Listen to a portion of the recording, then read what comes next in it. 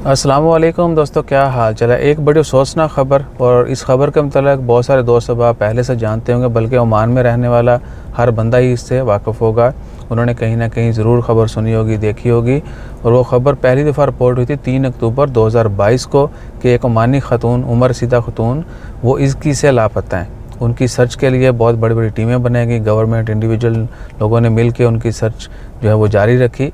आज ऑलमोस्ट 2 महीने बाद 7 डेज़ के बाद जो है उनकी नैश मिली है, यानी वो मुर्दा हालत में पाई गई हैं। गवर्नमेंट की तरफ से इससे ज़्यादा कोई डिटेल नहीं आई, और बीच में बहुत सारे लोगों ने ये भी देखा हुआ है, कुछ लोगों ने अनाउंसमेंट की है कि अगर कोई उनका सुराग लगाता है, अता पता बताता है, तो उनको इनामी रकम भी दी जाएगी।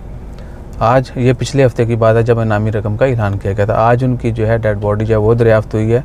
अल्लाह ताला खैर फरमाए। और अगर इस बारे में कोई मज़ीद डिटेल आती हैं तो वो भी आपके साथ शेयर करेंगे। बस दुआ कर दिया करें हर किसी के लिए। बेशक आपको कुछ जानने वाला नहीं है, हर इंसान के लिए दुआ करें, हर तरह की दुआ करें कि अल्लाह ताला सबको खुश रखे, सलामत रखे, अच्छी सेहत अता फरमाए और हादसाती मौत से भी बचाए। इसके मतलब आपने ज़रूर दुआ करनी है। हमेशा दुआ मांगें कि हादसाती मौत ना हो। जज़ाकल्लाह। अल्लाह हाफ़िज़।